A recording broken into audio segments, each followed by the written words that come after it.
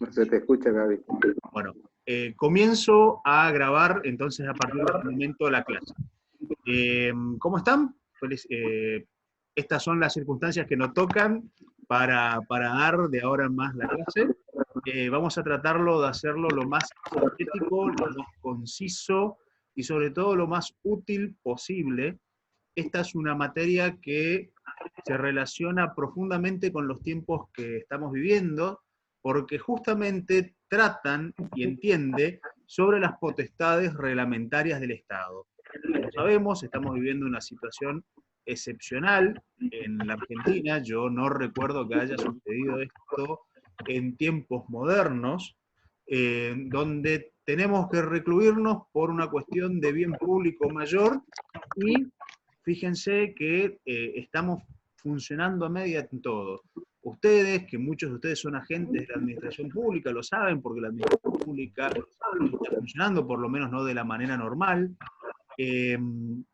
Saben todos los inconvenientes que hay, conocen aquellas personas de la administración pública que ya hemos compartido clases juntos, que todo esto es un riesgo enorme para la población general, y el Estado ha ordenado que nos quedemos recluidos en nuestras casas. Más allá de algunas consideraciones, todas estas cuestiones son de absoluto orden legal y ven que, vamos a ver que sin que un juez haya autorizado, sin que a ustedes les haya ordenado una autoridad judicial, estamos cumpliendo una orden de por parte del Estado. Precisamente derecho administrativo trata sobre eso. Ya vamos a ver, cuando veamos un poquito más adelante, de qué se trata el derecho administrativo. Y para eso vamos a llegar, ya cuando avancemos un poquito, vamos a llegar a la definición que yo entiendo que es por ahí la más completita. Hay muchas definiciones de derecho administrativo, hay muchas que van a ver, pero hay una en particular que yo siempre doy, que es la del profesor Revidati, que en paz descanse, que fue un gran profesor de derecho administrativo de la UNE, que es tomado como referencia a nivel nacional, que decía que el derecho administrativo es la disciplina que estudia la organización jurídica del Poder Ejecutivo. Y el subsistema jurídico, que ya vamos a ver qué es esto, el subsistema jurídico, que regulaba la labor de la administración. ¿Claro? Porque el Estado es sometido a normas de derecho público, que tendían a asegurar, decía él, por parte de la autoridad administrativa, cuestiones de empleo, decisiones, que se cumplan las decisiones tal como fueran dictadas, y el contralor que ejercía respecto del uso del poder. Esta definición de este gran profesor es la que a mí me gusta utilizar, no la copien por favor, todo esto que yo estoy diciendo ya se los resumí en 2 PowerPoints que ya están disponibles en el Drive, ya se lo pasé hoy a Chili para que ustedes tengan el link de acceso. Tampoco se asusten por la gran cantidad de bibliografía que tiene esta materia. Esta materia es linda, es fácil de llevar, pero tiene un gran problema, que es muy larga. Esa es una materia donde van a tener que leer. Lamentablemente no queda otro. Fíjense, acá atrás mío, en esa pila de libros que tengo ahí, bien atrás mío, está toda la bibliografía que yo doy. Pero ya estoy viendo sus caras, no se asusten, no se asusten, solamente ocupamos partes de esa bibliografía. ¿Ah? Ustedes no están acá para formarse para la carrera de grado de abogados, para nada. Vamos a ver lo que es útil y necesario. Vamos a hacer una pequeña trampita, vamos a ocupar la guía de estudio, la famada guía de estudio de Derecho Administrativo, que es ¿cómo es? Una obra bibliográfica que toma como referencia el libro del profesor Casagne, que es uno de los maestros de esta disciplina, y está resumida de manera que un alumno lo pueda entender. Está sistematizada también a nivel de gráficos, y yo se las incluí dentro de la bibliografía para que ustedes puedan ver. También les puse la obra completa del doctor Casagne, que es en 2 tomos de Derecho Administrativo, que es, digamos, la obra que la guía de estudio resume acabadamente. Con que ustedes vayan leyendo el día a día, llevando el día a día con la guía de estudio, yo creo que van a poder entender. Lo único que les voy a pedir es que por favor cuando estemos en clase tomen nota mental de los tips que yo les voy a ir dando para que ustedes puedan hilar la información. Cuando hablamos del Estado, por ejemplo. A diferencia de instituciones jurídicas, que es la materia que nos vimos en la cara el año pasado, esta materia toma elementos de esa, por supuesto, porque tiene muchos elementos del derecho público, está pensada así la materia, para que ustedes puedan entender. ¿Se acuerdan que habíamos visto muchas veces el año pasado lo que era el Estado, lo que tenía el Estado, cuáles eran los elementos, cómo estaba conformado? Vimos que existen varios tipos de Estado. Existe el Estado municipal, existe el Estado de las provincias, existe el Estado nacional. Y vimos también que el Estado de las provincias es aún más vieja que la nación, porque de esas provincias que originalmente se juntaron fue que se conformó la nación argentina, y que hay un montón de normativa dando vuelta. Tenemos alrededor de unas 10.000 leyes, perdón, unas 9.000 leyes a nivel provincial y unas 27.000 leyes a nivel nacional. ¿Se acuerdan que yo una vez le conté la dispersión normativa que tenemos acá en el país? Cada una de las provincias tiene sus leyes, y la nación Sí. tiene a su vez muchas leyes. Y eso es solamente cuando hablamos de la actividad. Espera, lo voy a volver a agregar, Andrés, que no sé por qué se salió. Y eso es solamente la actividad de uno de los poderes del Estado, que es el poder legislativo, y no Profe, hablamos. perdón, Sí, sí, Ana Gabriela. perdón. Miriam ahí dijo en el grupo de que ella no puede escuchar y tampoco puede ver. Es la que acaba de decir J1, el teléfono.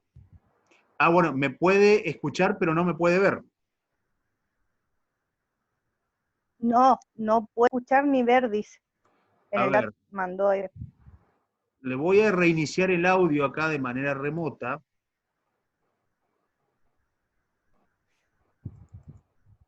Ahí creería que ahí estamos. No sé si me escucha. No, a nadie lo Le voy a tengo. preguntar ahí por el, Lo tengo a como Andrés. J1, ¿no le aparece? A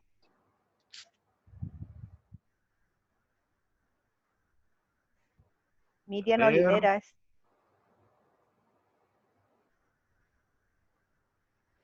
Por favor, que ellos, a ver, yo no los estoy silenciando. Para nada, ni a Natalia, no, no, no.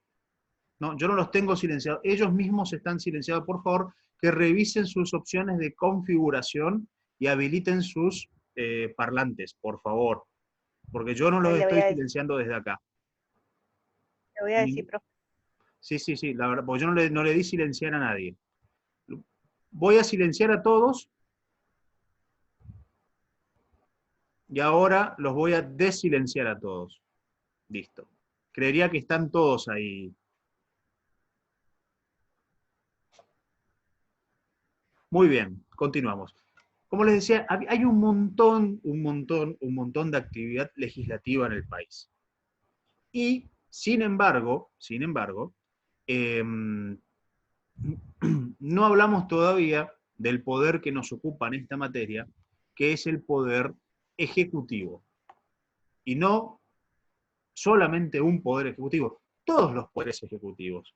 Porque vamos a ver que existe un poder ejecutivo de la nación, el del presidente, que fíjense que en esta emergencia de sanidad que tenemos, el presidente dictó 32 decretos de necesidad y urgencia.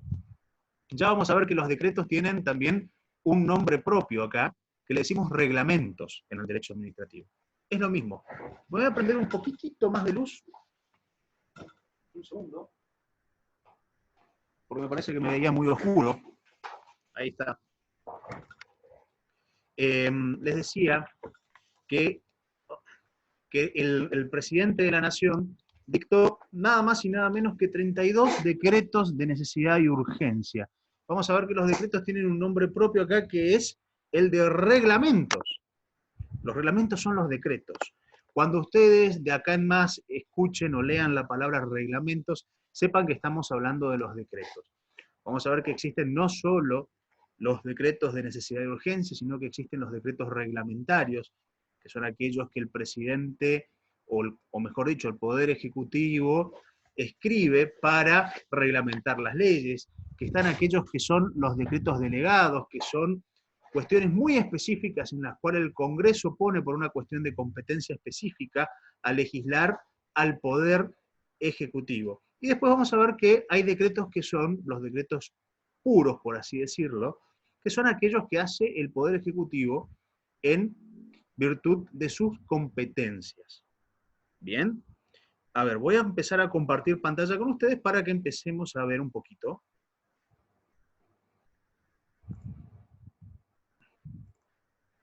Lo que vamos a ver. Yo acá, no sé si ya lo están pudiendo ver, aquellos que pueden ver. Sí, Ven el PowerPoint, ¿verdad? sí, sí. Bien, lo voy a maximizar un poco. Ahí. Opa, ahí está. ¿Lo ven ese señor que está ahí? Ese señor que está en un cuadrito redondo. Ese señor escribió hace muchos, muchos años un libro que se llamaba El espíritu de las leyes.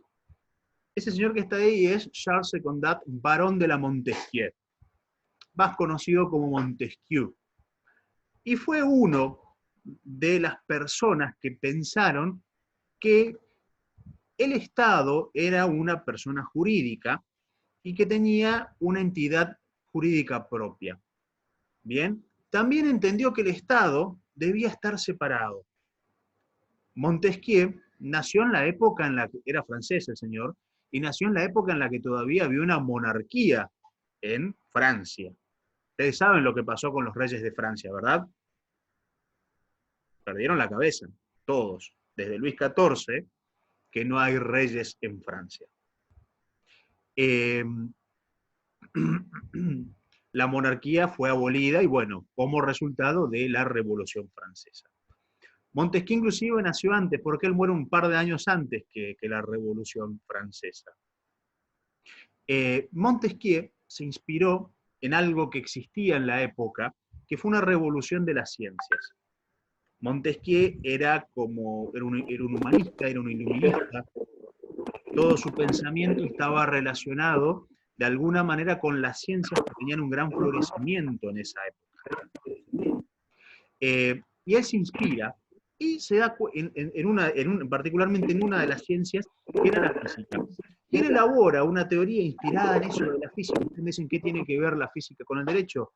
Realmente nada, pero él le sirvió de inspiración para hacer algo que en su época fue muy novedoso, que fue la separación de los poderes. Y decir que existen tres. Existe un poder que administra, que es el Ejecutivo, que existe un poder que crea las leyes y que existe un poder que juzga a las personas. Ese poder es el poder que nosotros conocemos como poder judicial. Y que en esos tres poderes, que son las tres facultades más básicas que tiene el Estado, ahí tiene que existir una relación de pesos y de contrapesos. Conocen seguramente la balanza de la justicia, ¿verdad? Y la función que hace. Y él decía que esta era una balanza con tres bandejas, y ocupaba esa metáfora, y lo difícil que es lograr el equilibrio. En realidad, la idea más cercana vendría a ser la de una polea con pesos y contrapesos, donde el equilibrio se logra mediante la atracción de un peso sobre el otro, donde ninguno sea más pesado o sea más importante, y que todos deben ser igual de importantes o igual de relativamente importantes. Ese libro que escribió hace tantos años Montesquieu, El espíritu de las leyes, sigue igualmente vigente al día de hoy. Y es desde entonces, digamos, desde la Revolución Francesa en adelante, todos los estados democráticos se inspiran en ese libro y sean sus constituciones. ¿Se acuerdan que hablamos que existen todo tipo de constituciones? Hay países que tienen constituciones que ni siquiera están escritas. Bueno, la nuestra está escrita. Y fíjense que establece en su parte orgánica, es decir, en la segunda parte de la Constitución, que es donde nos cuentan cómo funciona el Estado, nos habla de justamente el funcionamiento del Poder Ejecutivo, cómo elegimos al presidente. Él nos cuenta cómo elegimos a los diputados y a los senadores, qué atribuciones tienen los diputados y senadores. En la última parte nos cuentan cómo elegimos los jueces de la nación, o mejor dicho, cómo elegimos los ministros de la Corte Suprema y de los jueces inferiores, y qué hace la Corte Suprema. Todo eso está en la Constitución, que es por decirlo de alguna manera, nuestro manual de juego, el manual de las reglas. ¿Está? Entonces, ¿qué nos queda en claro de las palabras de Montesquieu? Que él inventa un sistema de pesos y contrapesos para evitar que uno de los poderes sea más importante que el otro o que uno de los poderes subyugue a los demás. Por eso sabemos que si bien el poder que por ahí en la Argentina es el más notorio, que es el poder ejecutivo, tiene un poder que le pone frenos, que es el poder legislativo. A su vez puede también poner el poder judicial cuando juzga los actos del poder ejecutivo. A la vez, y cada uno de esos poderes se resguarda recíprocamente de que cometan errores o de que cometan excesos en sus funciones. Todo esto que yo les cuento está en la primer filmina que les armé respecto de la materia. Todo esto lo van a tener ya creo que de manera inmediata. Bien, entonces, ¿qué nos queda en clara? Que tenemos un poder ejecutivo que ejecuta las leyes, tiene también la actividad administrativa predominante, hay un poder legislativo que dicta las normas, y hay un poder judicial cuya actividad se traduce en tomar las decisiones sobre las controversias con fuerza de verdad legal. Es decir, cuando el Poder Judicial decide. ¿Ah? Y mal que mal no hay mayores conflictos, o ahí deberían terminar los conflictos. Bueno, existen tres poderes. ¿Cómo controla entonces? Ustedes me dicen, bueno, pero el Poder Ejecutivo puede quedar desvalido. No, porque a su vez, recuerden que los poderes ejecutivos, tanto nacionales como en las provincias, tienen el famoso poder de veto, que es la posibilidad que tiene un gobernador o un presidente de hacer rechazo de una norma. A su vez, sabemos que el poder legislativo tiene la facultad de insistir con mayorías y otras cuestiones, pero, digamos, es una manera de controlar. Hay control de constitucionalidad, a su vez, del Poder Judicial sobre las leyes. Hay control judicial respecto de los decretos que emite el presidente o emite el gobernador. A su vez, el Poder Ejecutivo y el Poder Ejecutivo tienen la posibilidad de controlar el comportamiento y el desempeño de los jueces mediante los jury de enjuiciamiento o los consejos de la magistratura, según corresponda en cada estamento de gobierno. ¿Está claro hasta ahí? Sí, ¿Hasta ahí estamos claros? Bien, perfecto. La segunda parte, digamos, acá que tenemos que tener en claro siempre es la posibilidad de diferenciar algo que, por ejemplo, a mí particularmente me costaba, hasta inclusive siendo ya un estudiante de Derecho Avanzado cuando hacía el curso de grado, que es diferenciar lo que es el gobierno de lo que es la administración. ¿No? Porque muchas veces la utilizamos de manera como si fueran sinónimos, y no son sinónimos. No son sinónimos, por lo menos no en un sentido técnico. Vieron que nosotros tenemos la costumbre de mirar películas norteamericanas, y sobre todo cuando hablan de alguna cuestión política, se refieren, por ejemplo, no sé, a la administración y por el nombre y el apellido del presidente. Por ejemplo, si fuera Bush, el expresidente de los Estados Unidos, Obama, decían la administración Bush, la administración Obama, la administración Trump por la actual, etcétera. ¿Verdad? Cuando miramos películas, no, sí, la administración. Claro, ¿por qué? Porque el poder ejecutivo es el poder que administra, ¿verdad? Ahora, cuando nosotros hablamos de administración en un sentido técnico, no la debemos confundir con lo que es el gobierno, también en un sentido técnico, en un sentido político, no político partidario, sino en un sentido de derecho político, con un sentido de ciencia política. El gobierno es la institución que está sometida a la mutación política. Hasta hace 6 meses había un gobierno en este país que pertenecía a determinada ideología o a determinado pensamiento político, y hoy, después del 10 de diciembre, mediante un proceso eleccionario, cambió, hay otro presidente que pertenece a otro signo político. Y cada uno tiene su impronta. Es decir, que desde la última vez que nos vimos nosotros, en julio del año pasado, a esta clase, hubo una mutación política en la Argentina. ¿Por qué? Porque hubo un proceso eleccionario, se eligieron nuevas autoridades, y esas nuevas autoridades asumieron el gobierno de manera democrática y mediante un sufragio. Y dentro de 4 años, este gobierno va a tener la posibilidad de ser reelecto, o podrá elegir el pueblo argentino otro gobierno que puede o no pertenecer al mismo signo político. Eso lo veremos en 2023. ¿Tá? Pero estas son, digamos, las cuestiones que atañen al Poder Ejecutivo. Cada 4 años se elige, por suerte, cuál es, digamos, el camino político que se debe seguir. Y eso es mediante la elección de representantes. En cambio, la administración en un sentido técnico, es, tiene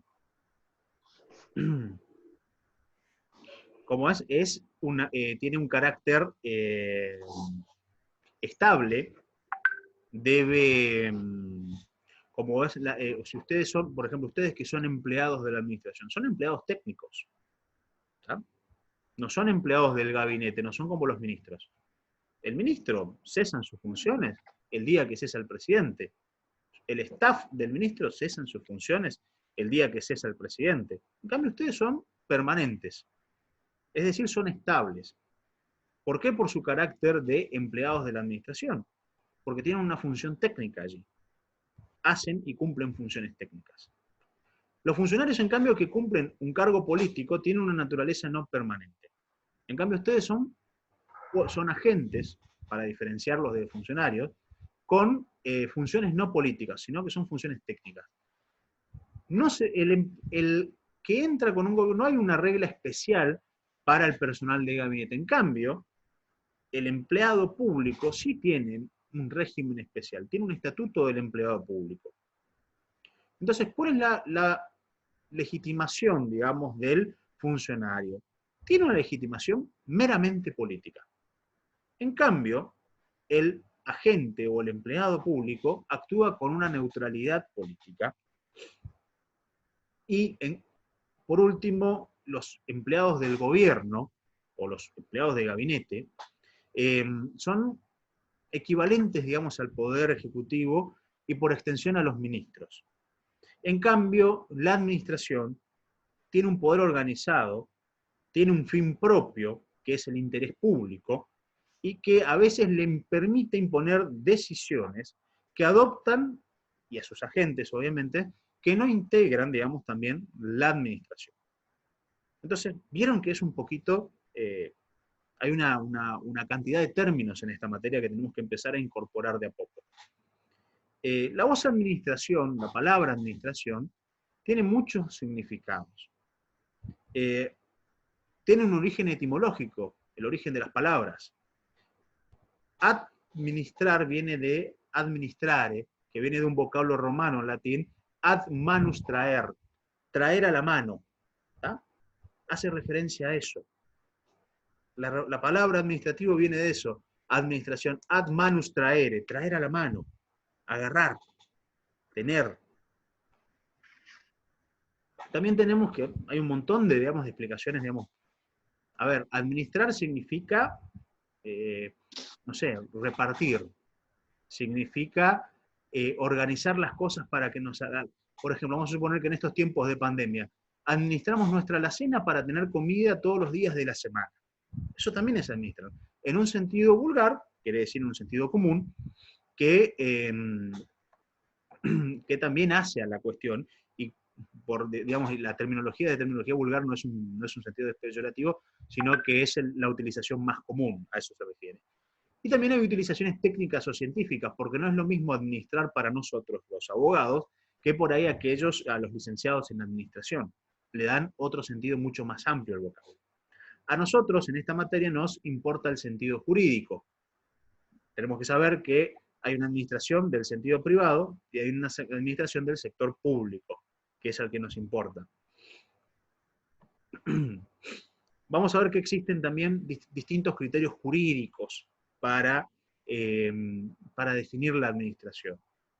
La administración en sentido subjetivo, como ustedes están viendo acá, que son, digamos, las personas que componen también, ¿no? Y a lo que a nosotros nos interesa, que es la administración en sentido objetivo. Para ello hay una serie de subteorías o de subsistemas para definir. La teoría del poder ejecutivo, es decir, que todo aquello que conforma al poder ejecutivo es administración. Toda la actividad del poder ejecutivo es administración. Eso dice la teoría del poder subjetivo, la teoría subjetiva. Después están aquellos que se enrolan en la teoría del servicio público, que es administración todo aquello que haga al servicio público. Pero vamos a ver que el servicio público por ahí es un concepto más lato, más amplio. Hay servicios públicos que son propios y servicios públicos que son impropios, ya vamos a llegar a eso. Por ejemplo, el servicio de transporte. El servicio de transporte es un servicio público, correcto, pero vamos a ver que también existen servicios públicos impropios. Por ejemplo, esto del Uber, que uno puede agarrar el celu, baja una aplicación, conecta con uno, lo pasará a buscar y lo lleva hasta un determinado lugar, más allá de que todavía no esté legislado. Eso, el día que esté legislado, seguramente la justicia y la normativa lo va a considerar un servicio público por extensión. Después están la teoría del Estado, que decía que todo lo que hacía el Estado era derecho administrativo. Son teorías muy viejas. Después, a mediados del siglo XIX, apareció un señor que se llamaba León Duit, que contaba que, digamos, la teoría o sea, todo lo que contiene el acto regla, el acto condición, el acto subjetivo, el acto jurisdiccional, todo eso conformaba a la administración. Entonces sabemos que hay un criterio subjetivo para decir quiénes son los que pueden realizar actividad administrativa. Solamente pueden realizar actividad administrativa, en definitiva, los agentes del Estado. Si usted no es un agente del Estado, no puede realizar actividad administrativa para lo que concierne a esta materia.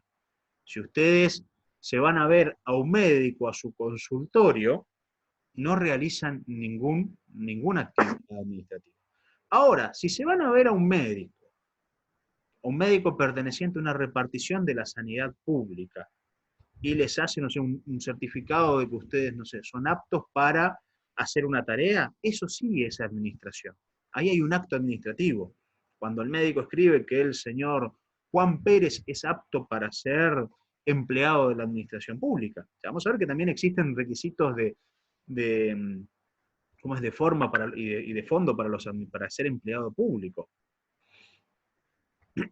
También, bueno, hay un criterio formal procedimental, es decir, que es administración aquello que tiene forma y procedimiento. Y vamos a ver que no siempre es así también, porque ustedes, por ejemplo, ahora, acá en la esquina de mi casa, hay un control policial por el tema de la pandemia, porque no se puede circular, y si ustedes se paran acá conmigo en la puerta de mi casa, que está acá a unos metros, van a ver que los policías le hacen señas de mano a veces a los conductores para detenerse. ¿Ah? Y eso también es un acto de la administración. Y si ustedes se ponen a revisar los manuales de procedimientos, no van a encontrar que hay una señalización de manos para los agentes. Ahora, si ustedes un policía le hace esta seña en la vía pública, todo su sentido común les indica que tienen que detenerse, que tienen que prestar su colaboración. Si ustedes circulan en auto, van a ver que en determinadas esquinas hay un aparato sobre un caño largo con 3 luces de colores, y esas luces de colores les dan órdenes a ustedes. Ustedes saben que si la luz está en color rojo, no pueden circular. Si está en color amarillo, deben ser precavidos y deben comenzar a detenerse. y pueden avanzar solamente en el caso de que la luz sea de color verde. Eso le permite el paso.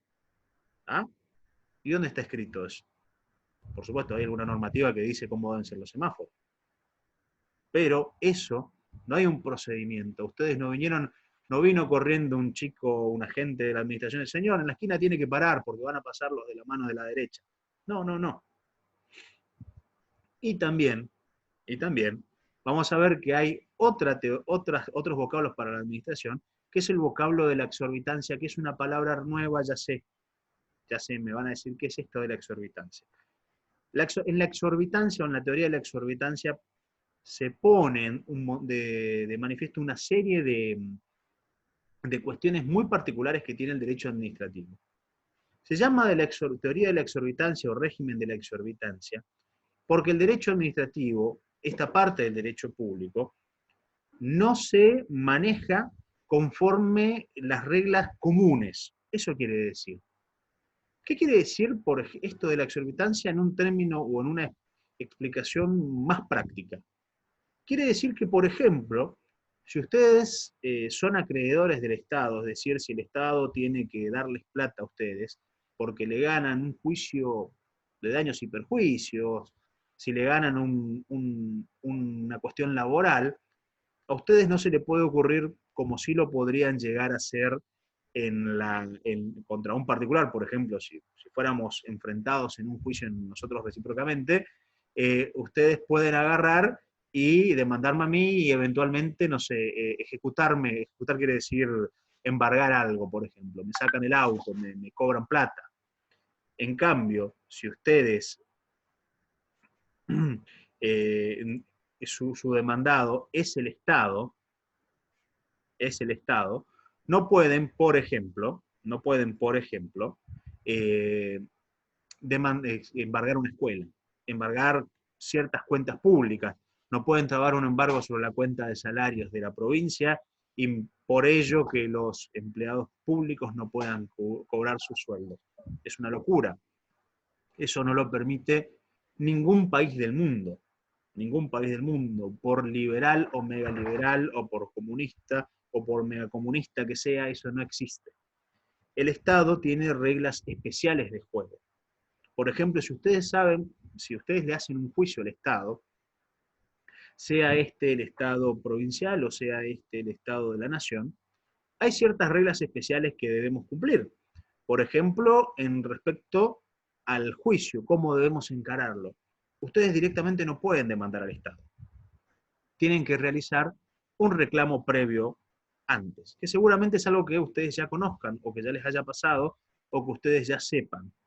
Siempre debe existir un reclamo previo, anterior al juicio que pretenden realizar. Y sin ese reclamo previo, es decir, sin poner en conocimiento al Estado de que ustedes tienen que hacer determinado reclamo, no pueden demandar, salvo algunas excepciones, pero no pueden demandar. Y cuando lo hacen, deben notificar normalmente a aquellas agencias del Estado que se encargan de la protección de los intereses legítimos del Estado. Por ejemplo, en la Nación, a la Procuración del Tesoro, y en la provincia, a su equivalente, que es la Fiscalía de Estado, que vela tanto por la legalidad de los actos de la administración como por los intereses legítimos del Estado en cualquier asunto que sea jurídico. Es decir, si ustedes les hacen juicio al Estado, tienen la obligación legal de hacer esa notificación, que normalmente eso queda todo en manos de los abogados. Muy bien. ¿Cómo vamos hasta acá? ¿Cómo vamos hasta acá? ¿Vamos bien? Bueno, continúo porque no escucho quejas. Bueno, voy a seguir. Seguimos entonces con... ¿Ven la filmina que les estoy mostrando?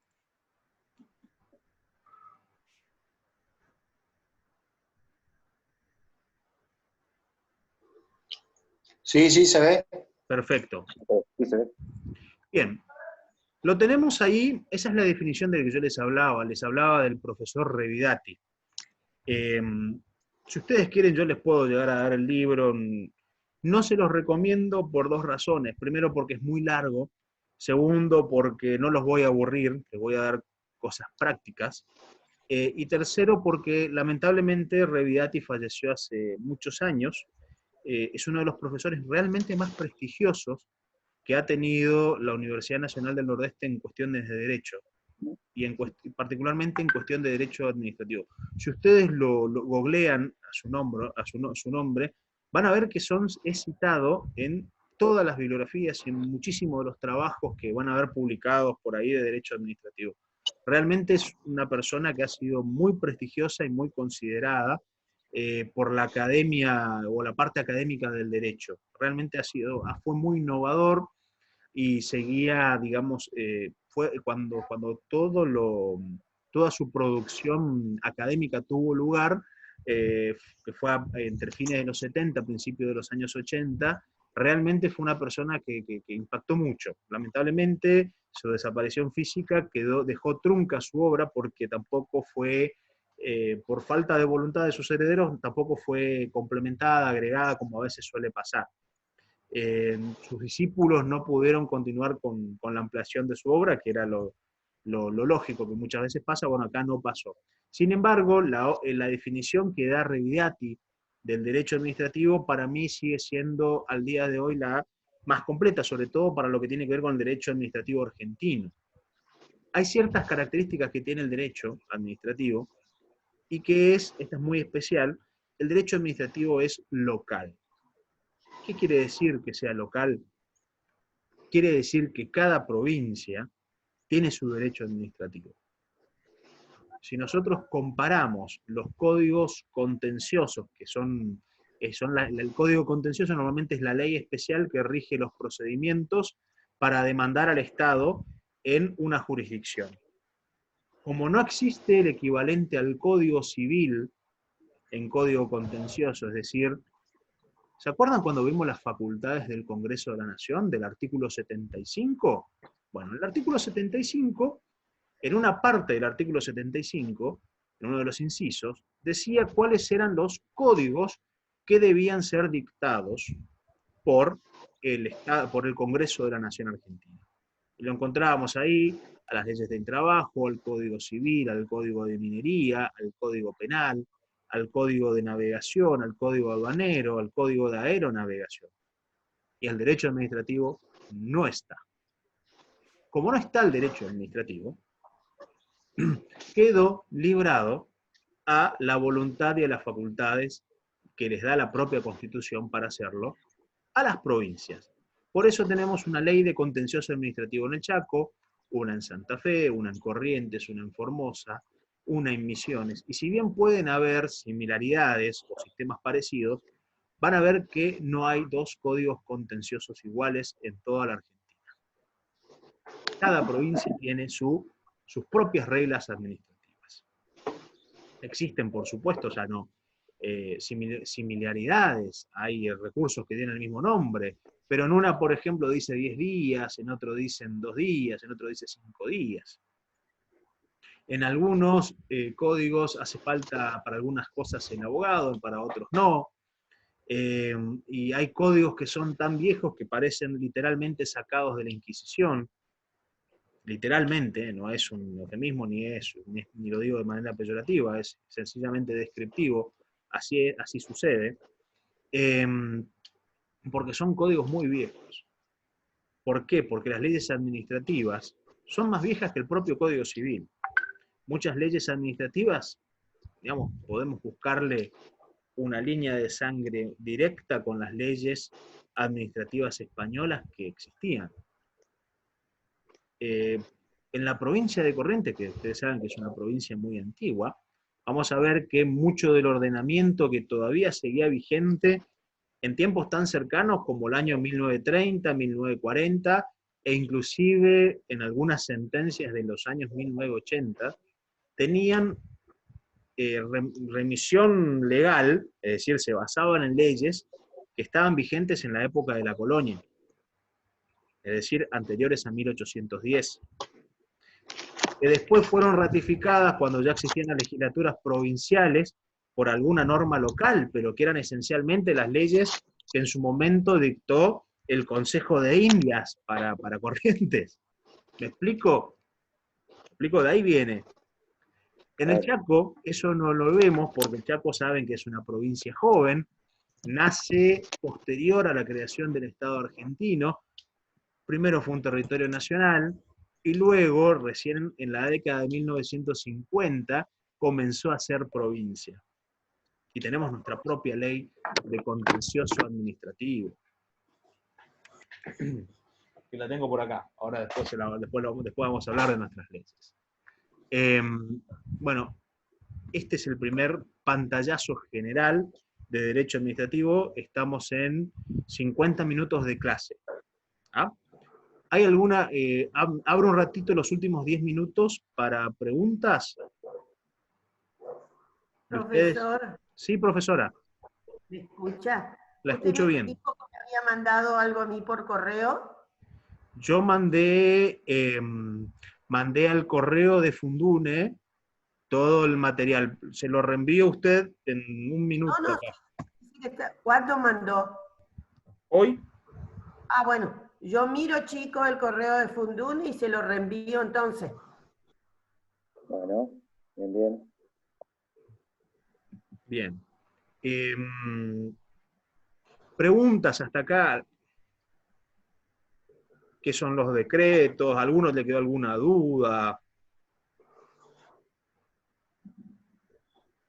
Aidana, ¿querés preguntar algo?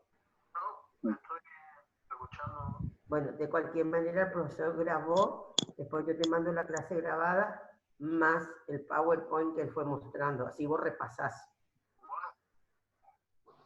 Hoy bueno, ahora cuando revisen, si ustedes quieren, la guía que hice acá de PowerPoint, van a ver que dicen partes 1 y 2. Partes 1 y 2. Bien. Si quieren, si no hay preguntas, continúo un poquito más, solo un poquito más. Y voy a hablar un poquitito del régimen exorbitante, que es, digamos, esto que hablamos recién.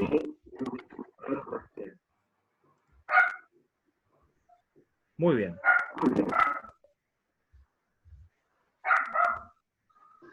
El régimen exorbitante está compuesto por todas las prerrogativas, es decir, las leyes especiales y mejor consideración que tienen las leyes para el Estado, sea el Estado de la provincia o sea el Estado de la nación. ¿Por qué se entiende esto? Por una cuestión, como ya habíamos hablado, de bien común. No podemos embargar una escuela, no podemos embargar cuentas públicas, etc. ¿Qué contiene ese régimen exorbitante? Bueno, contiene varias cosas. La principal es que crea de manera unilateral, es decir, al propio Estado, vínculos y obligaciones para, digamos, para ustedes, que son los administrados, para mí, para ustedes, para todos. A su vez, hace presumir legítimo toda la actividad de la administración. Si a ustedes les llega, por ejemplo, una multa, un juez la debe presumir legítima. Vamos a ver que, por supuesto, toda la actividad del Estado puede eventualmente cuestionarse, pero en principio es considerada como una actividad legítima. En segundo lugar, vemos que tiene también, en tercer lugar, perdón, tiene un principio de ejecutividad. Ustedes saben, por ejemplo, los créditos públicos hacen plena fe, si fueran, por ejemplo, un pagaré de la vida privada. Si ustedes, por ejemplo, viniera el Estado del municipio y dicen, mire, acá el señor Juan Pérez debe 3 años de impuestos municipales o 3 años de impuestos provinciales, con la sola acreditación de la deuda, eso genera un título de derecho público en favor del Estado con las mismas reglas como si fuera un pagaré. Es decir, no se cuestiona. No se cuestiona. A su vez también tienen prerrogativas para la cuestión de el cumplimiento o el incumplimiento de los contratos administrativos, por ejemplo las concesiones, o por ejemplo los permisos. Por ejemplo, todas aquellas cuestiones que sean provisionales. Y a su vez, y la última, esto ya lo hablamos hace un ratito, tenía esa serie de prerrogativas en los procesos. ¿Ah? Muy bien. Ahora, como existe esa garantía, perdón, como existen esas prerrogativas por parte del Estado, a su vez, el ciudadano, ustedes, nosotros, yo, tenemos una serie de garantías sustantivas que hacen a nuestra protección. ¿Cuáles son esas garantías? Y ustedes seguramente las recuerdan porque las vimos bastante. ¿Se acuerdan de este libro? La Constitución Nacional Argentina. Están todas allí, en los primeros artículos. Son los derechos subjetivos de las personas. Vimos que existía una garantía de igualdad ante la ley, un principio de legalidad, ¿se acuerdan? Una garantía de que la ley debía ser razonable y justa, un concepto amplio de legitimidad y una garantía de propiedad frente a los actos de los poderes públicos. Eso quería decir que ustedes no podían ser privados tampoco de su propiedad. Hay otras garantías que son propias del mundo administrativo. ¿Se acuerdan cuando habíamos visto alguna vez que lo habíamos mencionado, que la actividad de la administración era formal, la actividad de los estados? Bueno, a favor de la ciudadana existe un informalismo. ¿Ah? Ustedes, por ejemplo, pueden presentar una nota a la administración, no sé, en papel formato carta y en letra en tamaño número 14. No pasa nada, lo pueden presentar de forma manuscrita siempre que sea legible y claro. ¿Ah? Eso pueden hacerlo, en papel color amarillo, papel color rosado pueden presentar.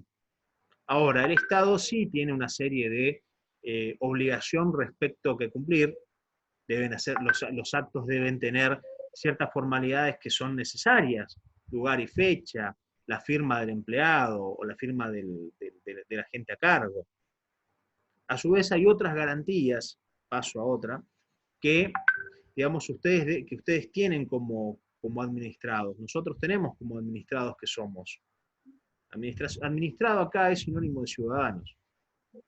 Hay un debido proceso objetivo, es decir, así como cuando ustedes son sometidos a la revisión de sus actos por parte del Poder Judicial, sea este requerimiento por petición de otra persona o porque son acusados de cometer alguna falta administrativa o alguna falta penal, ustedes saben que tienen una serie de garantías. Y es la garantía más conocida en materia de procesos, es la garantía al debido proceso legal y adjetivo. Y se puede resumir en 3 normas muy básicas. El derecho a ser oído, es decir, ustedes ante el juez, y entiéndase acá juez administrativo, tienen derecho a ser escuchados. ¿Ah? Pueden alegar, pueden decir que tal situación es injusta o que ustedes se hallaban en alguna situación de indefensión. Tienen el derecho a obtener pruebas, tienen el derecho a producir las pruebas. Por ejemplo, si hubo un testigo de que ustedes obraron correctamente y que pueden ser exculpados, todo ello es a su favor y pueden hacerlo. Y tienen sobre todo el derecho a una decisión fundada. Es decir, es una manera de prohibir los actos del nepotismo. Antiguamente, cuando no existía la administración como la conocemos nosotros, el funcionario que estaba a cargo de juzgar, él no era otro que aquel que era designado por el rey, que podía ser juez sencillamente porque heredó el cargo o porque era un compinche del soberano. Entonces, el rey elegía a su mejor amigo para ser juez. ¿Tá?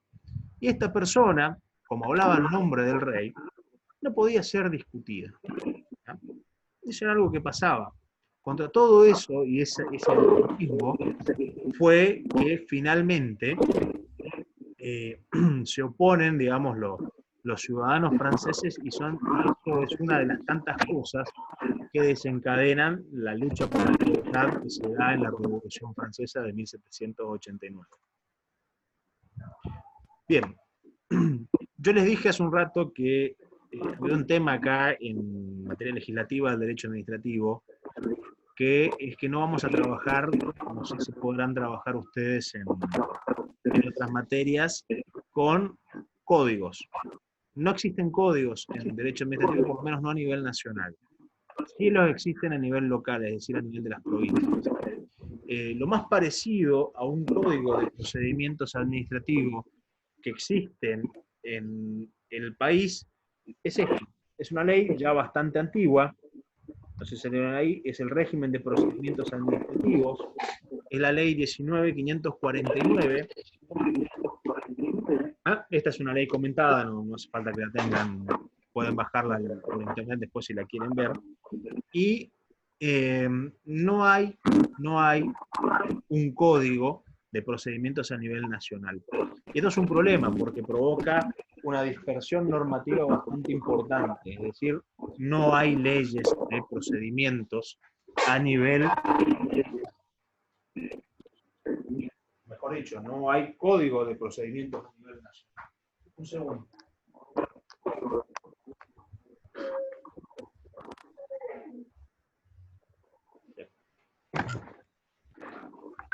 Ahí está, disculpen si estaba cayendo un libro acá.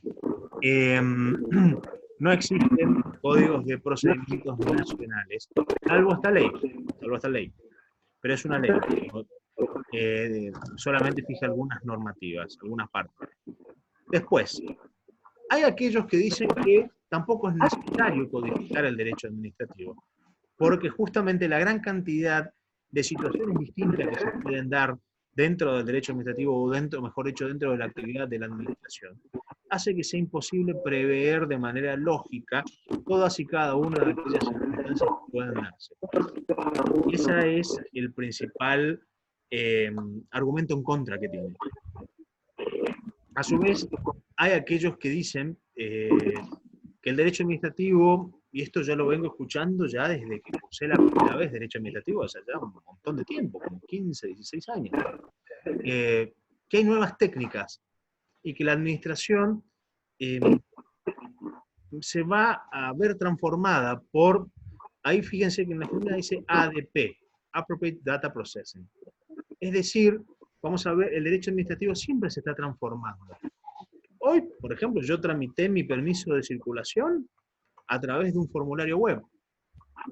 Cargué los datos, cargué por qué yo estoy en una de las excepciones que permite la circulación, mandé un correo electrónico, es decir, nunca en el interín yo no me vi con ningún otro ser humano. Y 24 horas después recibo una notificación en mi correo, descargo mi permiso de circulación y ya está. Es un acto administrativo tan válido como si yo hubiera ido a una oficina, me hubiera visto con un funcionario, le hubiera explicado mi problema o mi necesidad de tener un permiso para circular en la cuarentena. Este funcionario real de carne y hueso que lo haya visto, lo haya considerado y haya emitido una autorización. Bien, esto que yo hice en mi casa desde la comodidad de la misma computadora mediante la computadora, lo hice hace un día con, digamos, un formulario web. Algunos de ustedes me ven también con sus celulares, o sea, es decir, la revolución de la información no es solamente para las tecnologías o para las comunicaciones. El derecho también se ve afectado. Y muchos de ustedes tienen seguramente el DNI versión celular, algo fantástico. El derecho administrativo se ve, digamos, modificado. Profesora Portal, ¿hasta qué hora está prevista este encuentro? Profesora. Buenas tardes, profesora. Quería preguntar hasta qué hora está previsto el encuentro. Está en tiempo. ¿Cómo? ¿Estamos en tiempo? Ya está en tiempo, ¿no? 1 hora como máximo, así que Perfecto, profesor, perfecto. yo lo tengo a Maidana. Muy bien, profesora. Yo dejo de grabar por acá y damos por concluido este encuentro. Les agradezco que me hayan escuchado. Quedo pendiente de cualquier correo, cualquier comentario que me quieran hacer o cualquier pregunta, ¿sí? Bien. Bueno, pero Muy Bueno. bien. Ha sido muy Ok, grato volver a gracias. verlos. Espero que estén todos bien. Igualmente. Hasta luego. pero Bueno, profe, cuídense. Un gusto verlos, realmente. igualmente, profe. Chao, chao. Hasta luego. Nos vemos. Finalizó.